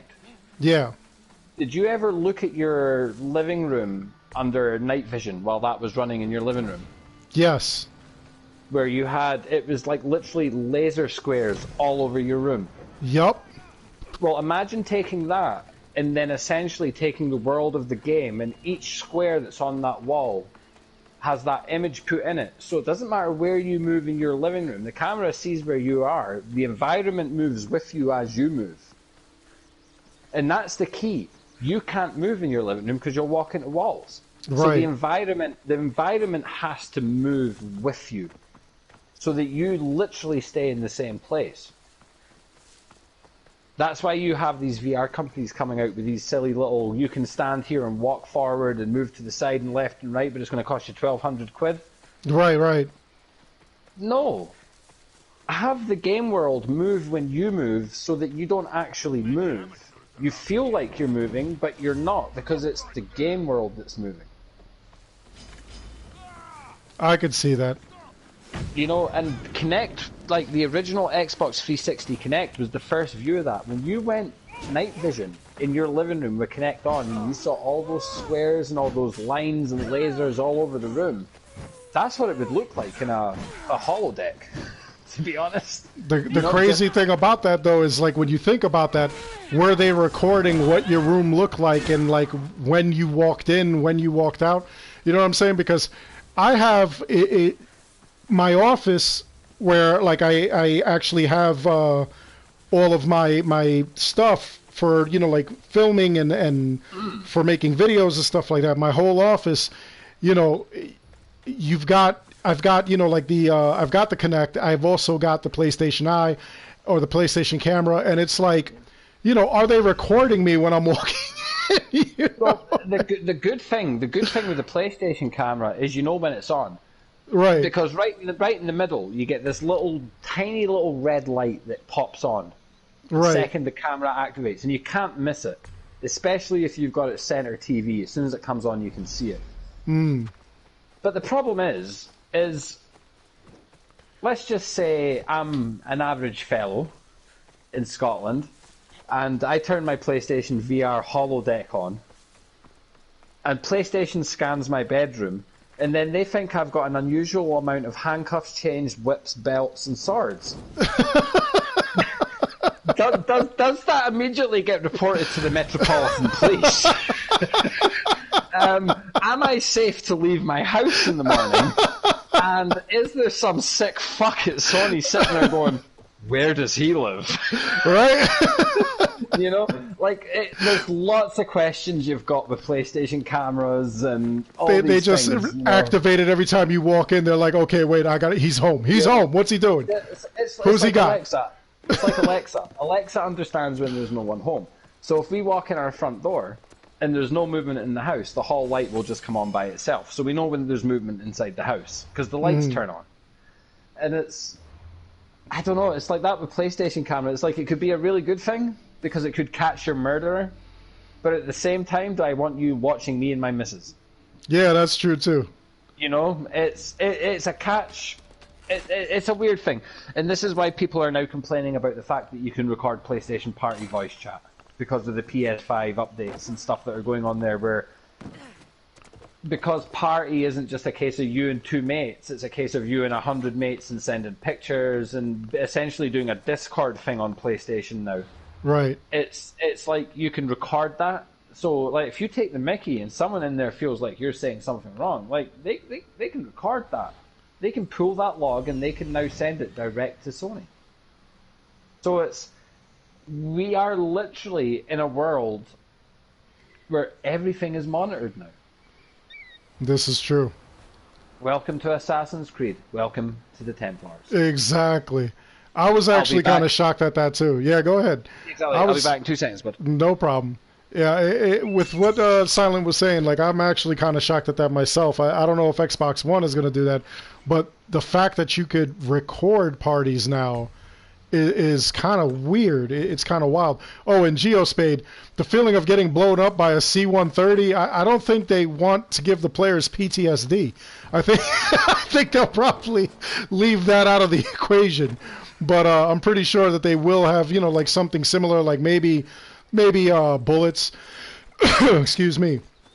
Maybe the feel of, you know, like getting hit by a bullet or something like that. And who knows, that might even, you know, like kind of curb, you know, like interest in guns or you know, like any sort of gun violence. Because if you're actually hit by that or you feel what it's like to, you know, like take a hit like that, even though if it's only in a game, like still, that's got to be scary. That's got to be freaky. You know, so maybe, who knows? I don't think that they would do, you know, like something violent like getting blown up by a C-30.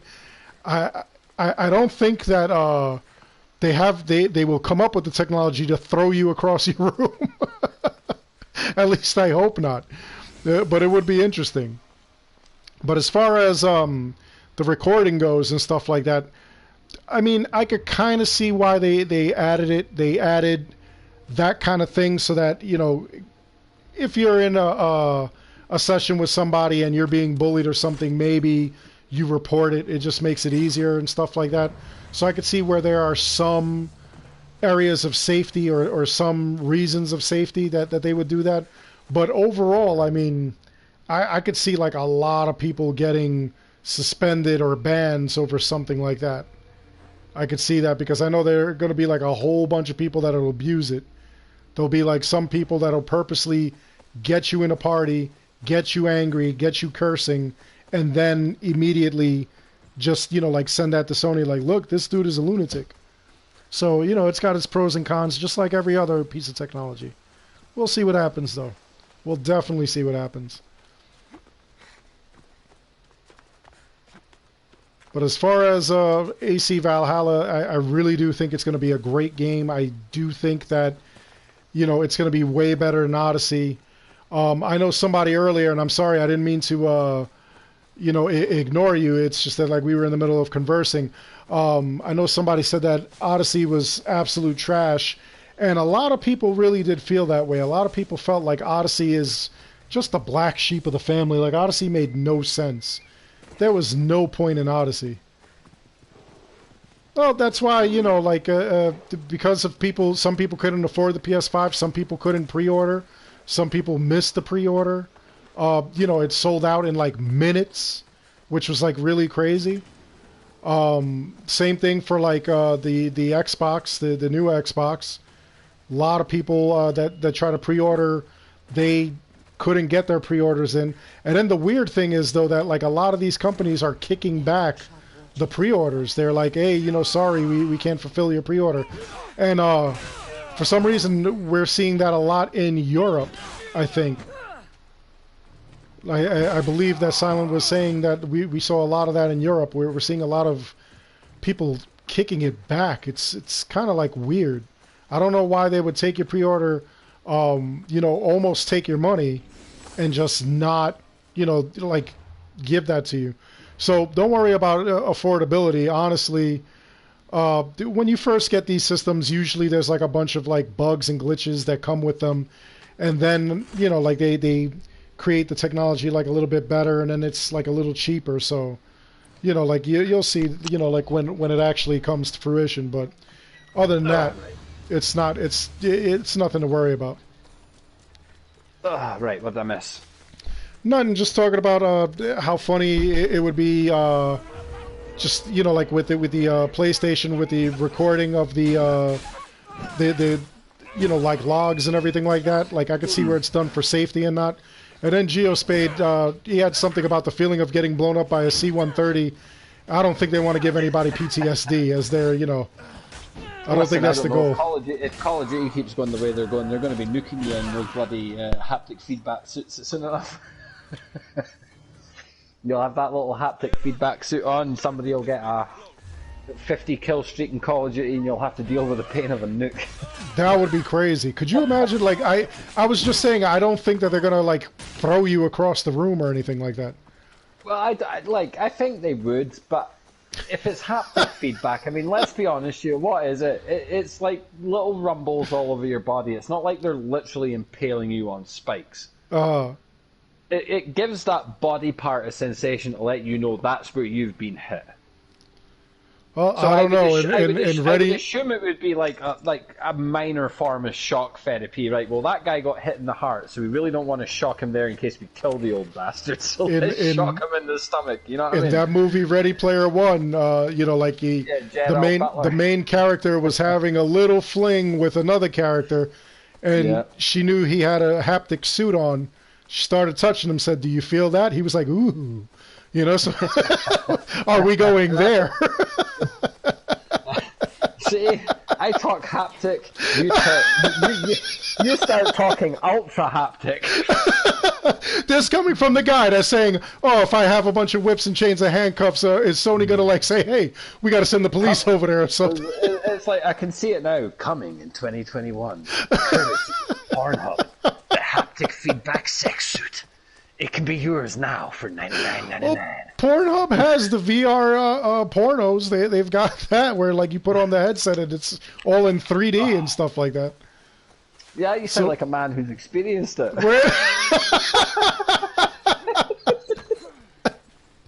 We're going there. We're getting there. It's crazy. Technology's coming a long way. Well, it is. I mean, what was that? What was that one film? The one with Arnold Schwarzenegger and he goes to Mars. What was that one film called? Where he Total had Recall. Yeah, and they had that holographic lassie making love to his friend on the chair when he walked in the house, and his pants would go down all by themselves and stuff like that. Yeah, yeah. That's where we're going. Like, VR is the first step. Don't have any swams about it. The sex industry, believe it or not, drives a lot of things when it comes to technology. I mean, they're the forefront of lubes, they're the forefront of silicons, they're the forefront This is of sending very, stuff to Mars. very true, and it's scary.